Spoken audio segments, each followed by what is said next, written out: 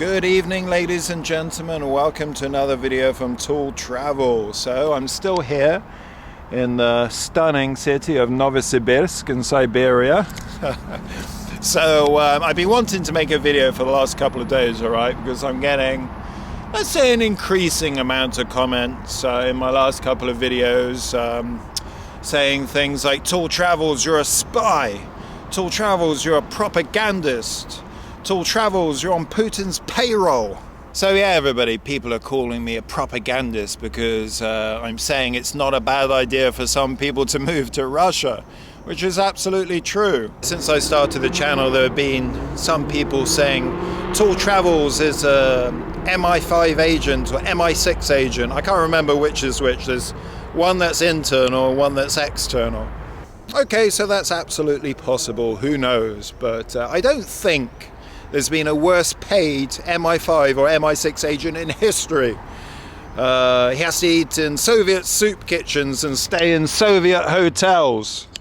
Though I am flattered, everybody, that some people think I'm a James Bond-esque character, you know.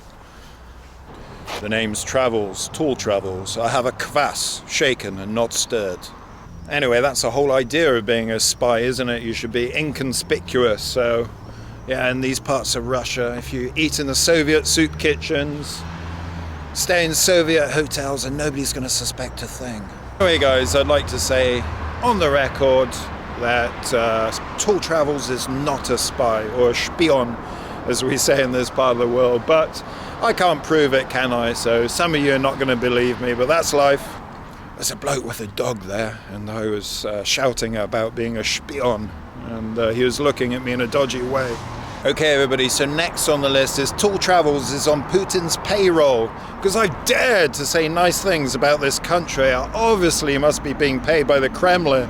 Now, I think a lot of these comments I saw were on the Time to Move to Russia video, where I was talking about why some people might want to consider moving to Russia. Now, I'm sure the vast majority of people that watch my channel or that video are never going to visit Russia in their lives. You know, even a small percent have even been to Russia or plan to go to Russia in the future. So, of course, everybody, because Tall Travel says that Russia's actually not a bad country to live, people think I must be on Putin's payroll for saying such things. Wow, I wish he'd pay me more, for Christ's sake. You can have a very happy life in Russia. I mean, St. Petersburg and Moscow, for example, are world-class cities, first world cities. But the truth is, everybody, Russia's a very nice country for some people, some foreigners, to call their home. The expat population isn't quite what it was compared to a couple of years ago, but there's even some people that want to escape from the woke liberal West and move to Russia. So much so, in fact, that near Moscow they're building a migrant village for Americans. Russia is floating a plan to build a village for conservative Americans who want to move to a Christian country and are tired of liberal ideology in the US.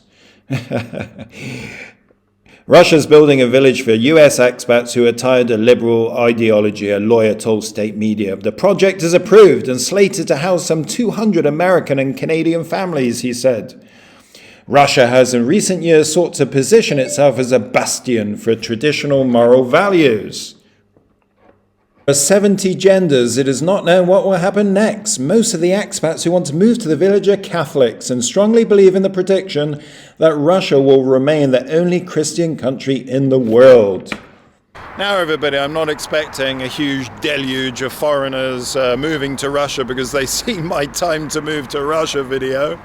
But, you know, I did have some comments from people that said they're moving to Russia soon, or they would like to move to this country.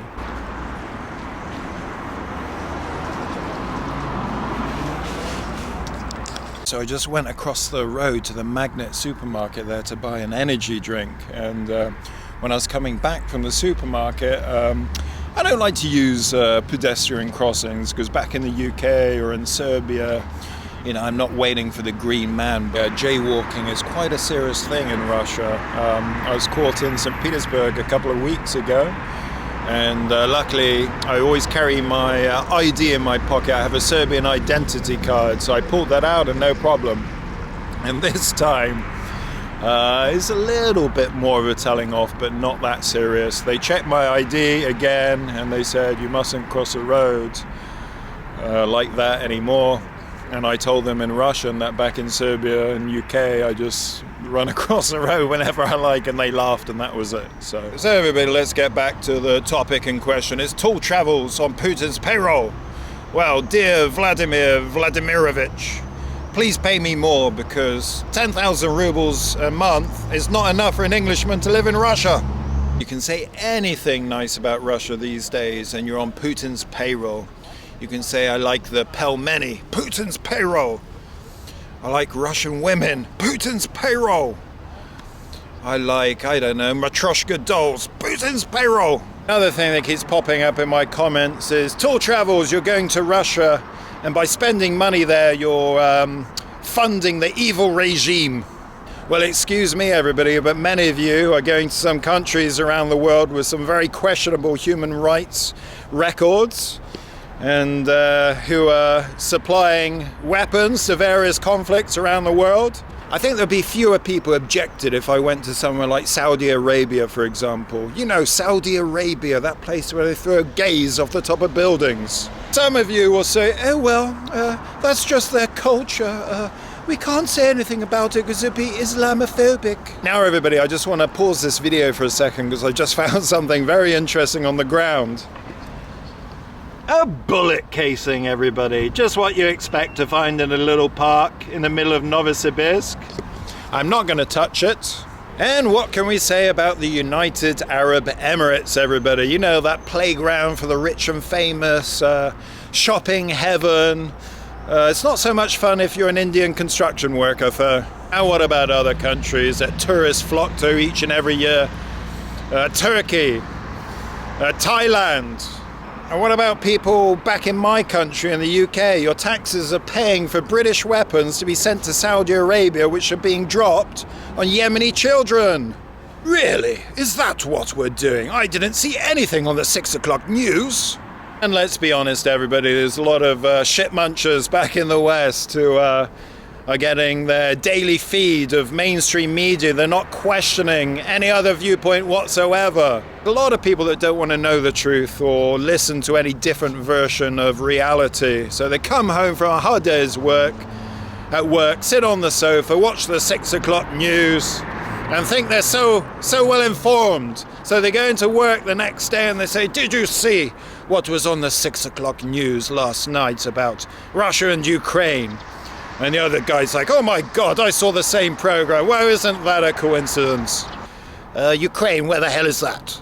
It's like maybe near China somewhere, I think. I think that a lot of people are not interested in a different version of reality. They don't want to know the truth. They don't go looking for the truth.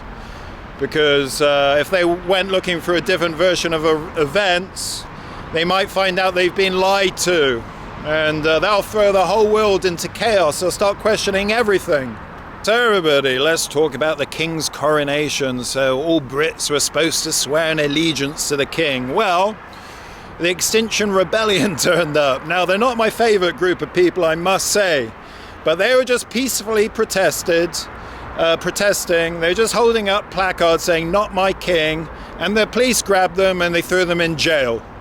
So to be honest, everybody, some of you sound like bloody hypocrites. And what about Iraq, everybody? Saddam Hussein has weapons of mass destruction. We must invade his country and bring democracy to the people.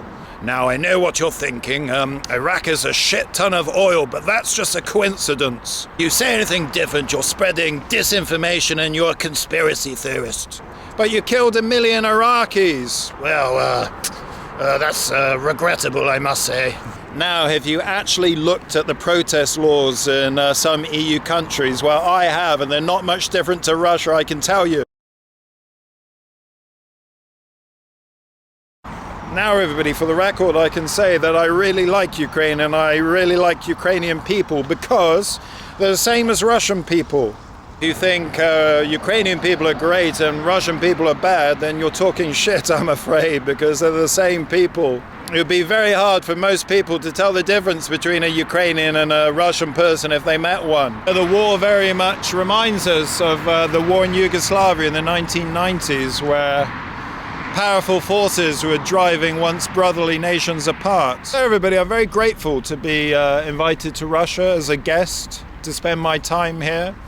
I wasn't quite so grateful when I had my British passport when I had those problems a few years ago, but yeah, so far so good this time. Now everybody, there's probably not a single country in the world that I wouldn't visit if I had the chance. So yeah, I would go to North Korea, Iraq, Afghanistan, Turkmenistan, Tajikistan, Saudi Arabia, Oman, the United States. So I don't want to go to these countries and judge the actions of the governments there. I want to enjoy the country, meet new people. I think that's almost the end of this video. I just want to say to my haters out there, you can continue leaving the nasty comments. Some of them I will publish, but other people I'm just going to add to my ever-increasing block list. So for those of you that don't want to watch travel videos about Russia, well, you can piss off. Go and watch Car and Nate or some shit like that. See you later.